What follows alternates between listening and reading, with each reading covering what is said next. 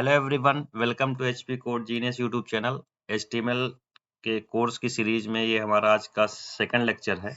तो चलिए स्टार्ट करते हैं। आज हम क्या क्या डिस्कस करेंगे।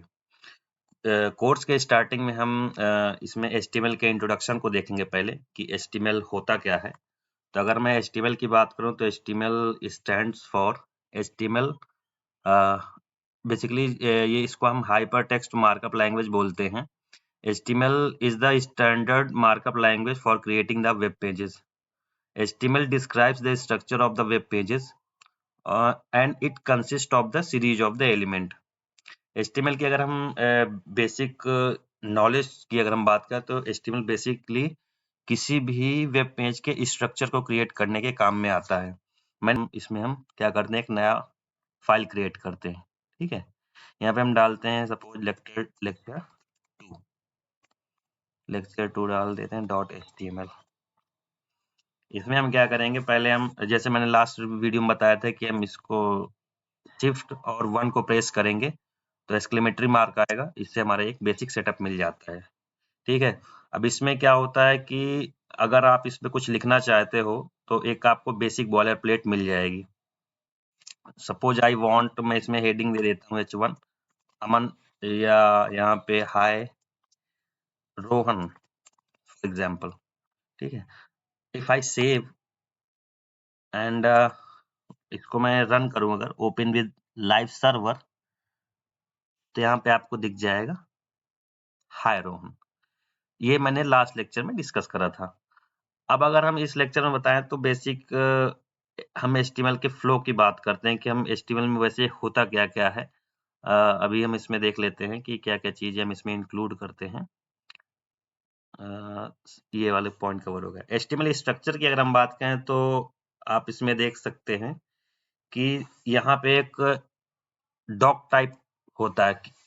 जो आपकी HTML5 आ रही है आजकल, इन सब में हमें डॉक टाइप लिखा हुआ मिलता है। तो डॉक टाइप बेसिकली क्या होता है, ये हमें ब्राउजर को बताता है कि हम कौन सा वर्जन यूज कर रहे हैं HTML का।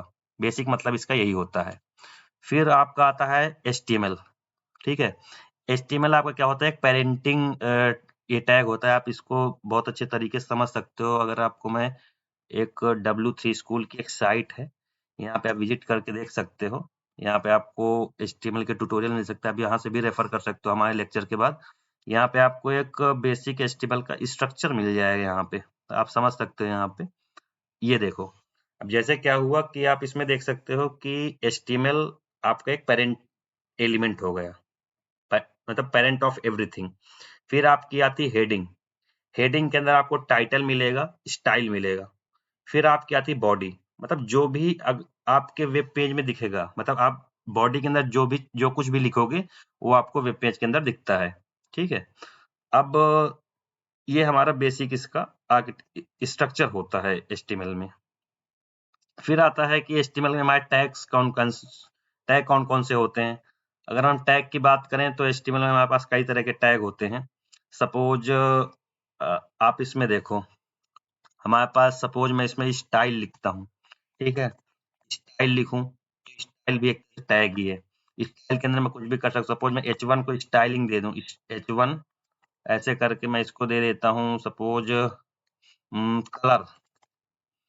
कलर दे दिया सपोज ब्लू। ठीक है, अगर मैं इसको ब्लू कलर देता हूँ फिर इसको मैं सेव करूं तो आप यहाँ पे देख सकते हो इसका कलर ब्लू हो गया है। दैट मीन्स कि H1 एक तरह का टैग है। फिर कई बार पूछा जाता है, और अगर मैं एलिमेंट की बात करूं तो ये H1 के अंदर जैसे मैंने हाय रोहन लिख दिया है, तो H1 और इसके अंदर जो मैंने कुछ लिखा है ये सब मिला के बन जाएगा आपका एक एलिमेंट। यानी अगर मैंने किसी ब्लैंक टैग में लिख रहा हूँ, सपोज मैं पैराग्राफ लिख रहा हूँ, ये पैराग्राफ अकेले मेरा टैग है। और अगर मैं पैराग्राफ के अंदर कुछ भी चीज लिख दूं, suppose this is my name, अगर मैं ये लिखता हूँ, इसको सेव करता हूँ, तो बेसिकली ये क्या होगा, ये आपका एलिमेंट बन जाएगा। ठीक है, तो ये चीजें कवर हो गई आपका। हमने HTML इंट्रोडक्शन कवर कर लिया, टैग कवर कर लिया। अब फिर कुछ चीजें आती हैं कि हम बेसिक जो टर्म्स होते हैं वो देख लेते हैं। HTML में पैराग्राफ क्या होते हैं, हेडिंग्स क्या होती हैं, लिंक्स क्या होती हैं।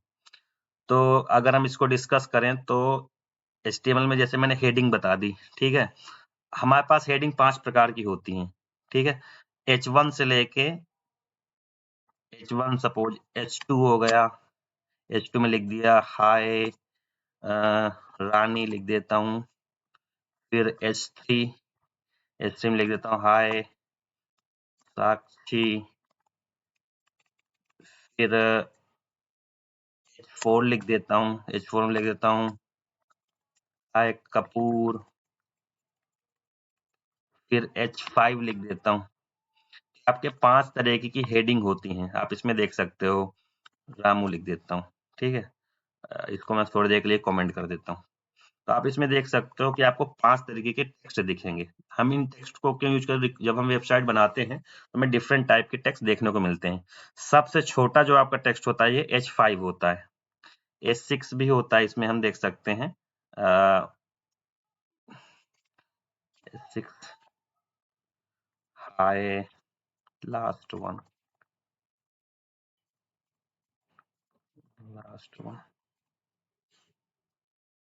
हाँ, ये आपके 6 तरीके के हेडिंग्स होती हैं। इसमें आप देख सकते हो सबसे बड़ी हेडिंग जो है H1 है, फिर आपका H6 है।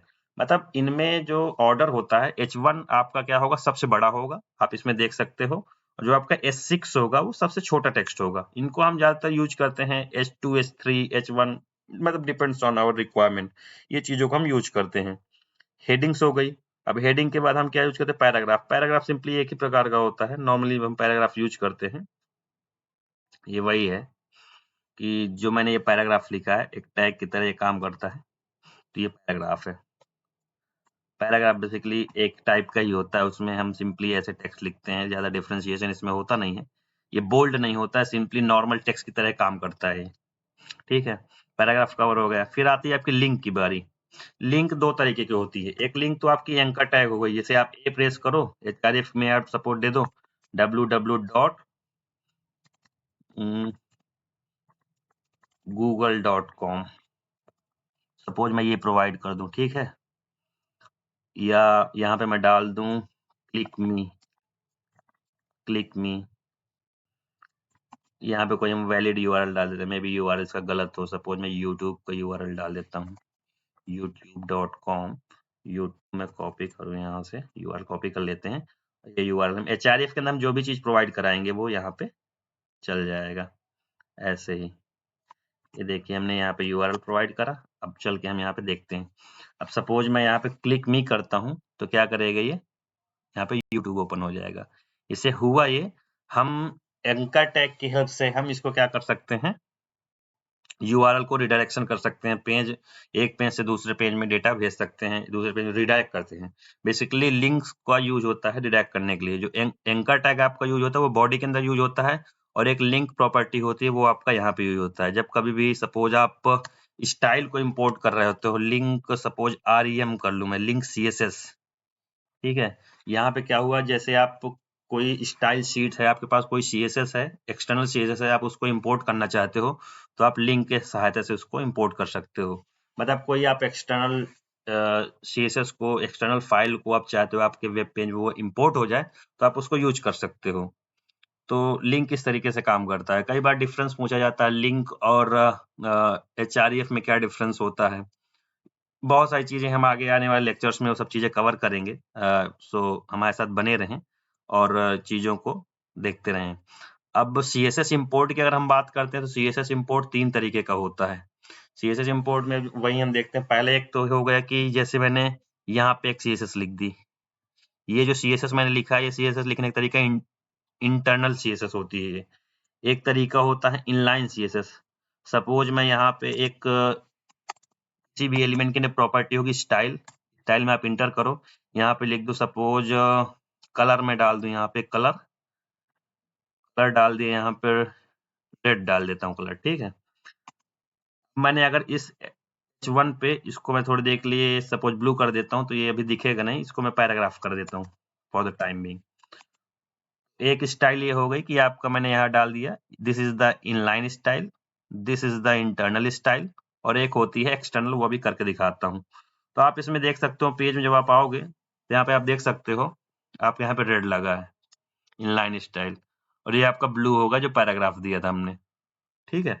और एक आपको एक्सटर्नल साइड शीट बना के दिखा देता हूँ। जैसे आप यहाँ पे जाओगे, सपोज आपने यहाँ लिखा स्टाइल डॉट CSS। यहाँ पे जैसे आप लिखोगे, यहाँ पे आप लिख दो सपोज यहाँ पे मैं एक क्लास दे देता हूँ इसको, क्लास फर्स्ट हेडिंग डाल देता हूँ क्लास का नाम।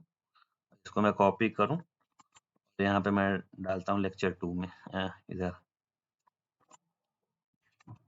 क्लास को भी हम आगे जाकर डिस्कस करेंगे, क्लास आईडी में क्या डिफरेंस होता है, कैसे हम क्लास बनाते हैं। आप टेंशन मतलब सारी चीजें मैं कवर करूंगा यहाँ पे। स्टे ट्यून्ड विद अस, इसमें चीजें काफी अच्छे से कवर होंगी। आप इसमें देख सकते हो यहाँ पे ये जो मैंने स्टाइलिंग करी है, ये जो तरीका है, ये किसी भी फाइल को एक्सटर्नली CSS को इंपोर्ट कर सकते हैं। आप इसमें देख सकते हो जो मेरी H2 है, इसमें हाई रानी लिखा हुआ है, वो मेरी ग्रीन कलर की होनी चाहिए। आप इसमें देख सकते हो ये ग्रीन कलर का आ गया। तो आज के हमने इस लेक्चर में ये चीजें कवर करी हैं। हमने बेसिक HTML को समझा कि HTML क्या होता है, फिर उसके स्ट्रक्चर्स को देखा, टैग्स को देखा, पैराग्राफ को देखा, हेडिंग्स को देखा और लिंक्स को देखा, और CSS कैसे हम इंपोर्ट कर सकते हैं उसके तरीकों को देखा हमने। तो ये कुछ चीजें थी, और अब जो नेक्स्ट चीजें हैं वो अपने आने वाले हम नेक्स्ट लेक्चर में देखेंगे। So stay tuned with us. Thank you.